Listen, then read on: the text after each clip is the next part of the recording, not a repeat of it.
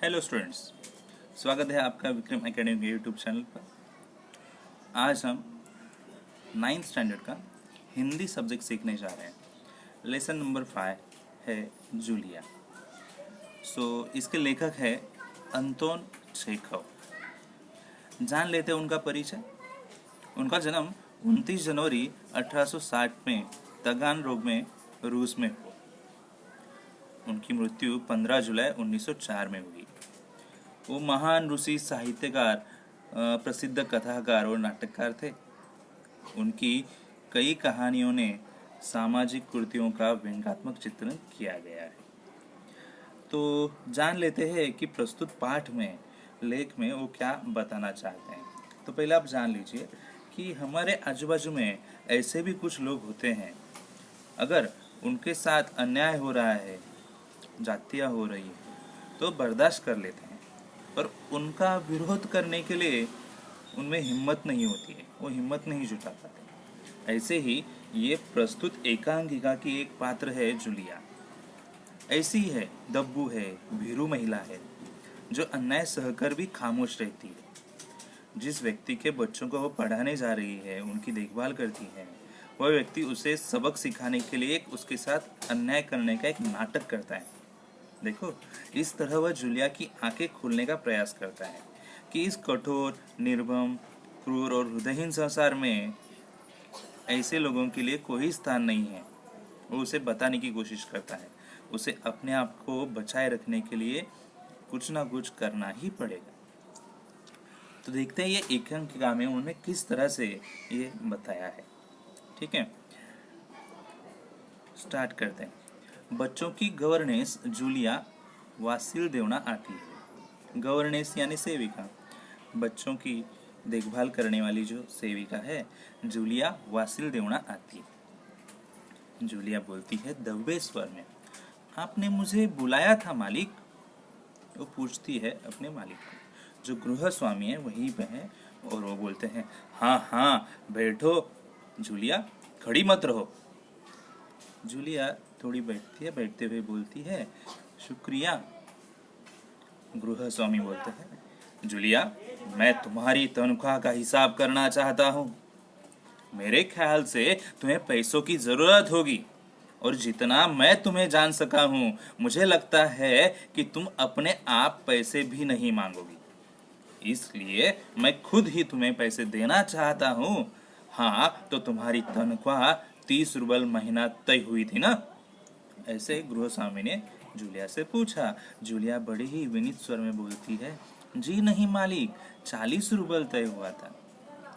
गृह स्वामी बोलते हैं, नहीं भाई, 30। ये देखो डायरी। पन्ने पलटते हुए, मैंने इसे नोट कर रखा है। मैं बच्चों की देखभाल और उन्हें पढ़ाने वाली हर गवर्नेंस को 30 रूबल महीना ही देता हूँ। तुमसे पहले जो गवर्नेंस थी ना, उसे भी मैं 30 रूबल ही देता था। अच्छा, तो तुम्हें हमारे यहाँ काम करते हुए 2 महीने। जूलिया थोड़ी दबे स्वर में बोलती है, जी नहीं, 2 नहीं, 5 दिन, 2 महीने 5 दिन। गृह स्वामी इस पर क्या बोलते हैं देखो। क्या कह रही हो जूलिया, ठीक 2 महीने हुए हैं। भाई मैंने डायरी में सब नोट कर रखा है। हाँ, तो 2 महीने के बनते हैं 60 रूबल। कितने? 60 रूबल। लेकिन 60 रूबल तभी बनते हैं जब महीने में तुमने एक दिन भी छुट्टी ना ली हो। तुमने इतवार को छुट्टी मनाई थी, यानी संडे को। उस दिन तुमने कोई काम नहीं किया, सिर्फ कोल्या को घुमाने के लिए ले गई हो। और ये तो तुम भी मानोगी कि बच्चे को घुमाने के लिए ले जाना कोई काम नहीं है। इसके अलावा तुमने 3 छुट्टियां और ली है, ठीक है ना? जूलिया और दबे स्वर में बोलती है, जी आप कह रहे हैं तो ठीक, और वो रुक जाती है इतना बोल के। गृह स्वामी बोलते हैं, अरे भाई, मैं क्या गलत कह रहा हूँ? हाँ, तो 9 इतवार और 3 छुट्टियां यानी 12 दिन तुमने काम नहीं किया, यानी तुम्हारे 12 रूबल कट गए। उधर कोल्या 4 दिन बीमार रहा और तुमने सिर्फ वान्या को ही पढ़ाया पिछले हफ्ते। शायद 3 दिन दांतों में दर्द रहा था और मेरी पत्नी ने तुम्हें दोपहर बाद छुट्टी भी दे दी थी। तो 12 और 7 19, 19 नागे। हाँ तो भाई घटाओ 60 में 19, 60 में 19 लेस करो, कितने रहते हैं? 41, 41 रुबल। ठीक है। जूलिया थोड़ी सी रुआंसी हो जाती है, थोड़ी रोने के स्वर में वो बोलती है, जी हाँ। गृहस्वामी इस पर क्या बोलते हैं? डायरी के पन्ने पलटते हुए गृहस्वामी बोलते हैं, हाँ याद आया, 1 जनवरी को तुमने चाय की प्लेट और प्याली तोड़ दी थी। प्याली बहुत कीमती थी, मगर मेरे भाग्य में तो हमेशा नुकसान उठाना ही बड़ा है ना। मैंने जिसका भला करना चाहा उसने मुझे नुकसान पहुंचाने में कोई कसर छोड़ी ही नहीं है। खैर, मेरा भाग्य। हाँ, तो मैं प्याली के 2 रुबल काटूंगा। अब देखो, उस दिन तुमने ध्यान नहीं दिया और वहां किसी टहनी की खरोच लगने से बच्चे की जैकेट भी फट गई। तुमने अगर ध्यान दिया होता तो ऐसा नहीं होता, तो ये तुम्हारी गलती है। 10 रुबल उसके भी कटेंगे। इसी तरह तुम्हारी लापरवाही की वजह से घर की सफाई करने वाली नौकरानी मारिया ने वान्या के नए जूते भी चुरा लिए। और रुककर, तुम मेरी बात सुन भी रही हो या नहीं? जूलिया थोड़ा रोते हुए मुश्किल से ही बोलती है, जी सुन रही हूँ। गृहस्वामी बोलते हैं, हाँ ठीक है। अब देखो भाई, तुम्हारा काम बच्चों को पढ़ाना और उनकी देखभाल करना है। तुम्हें इसी के तो पैसे मिलते हैं। तुम अपने काम में ढील दोगी तो पैसे कटेंगे या नहीं? मैं ठीक कह रहा हूं ना? तो जूतों के 5 रुबल और कट गए। और हाँ, 10 जनवरी को मैंने तुम्हें 10 रुबल दिए थे। जूलिया अब रोने ही लगी थी और वो बोलती है, जी नहीं, आपने कुछ नहीं। वो बोलने वाली थी पर वो कुछ नहीं बोल पाई। गृहस्वामी इस पर बोलते हैं, अरे मैं क्या झूठ बोल रहा हूँ, मैं डायरी में हर रोज नोट कर लेता हूँ। तुम्हें यकीन ना हो तो दिखाऊं डायरी? डायरी के पन्ने यूं ही पलटने लगते हैं गृहस्वामी।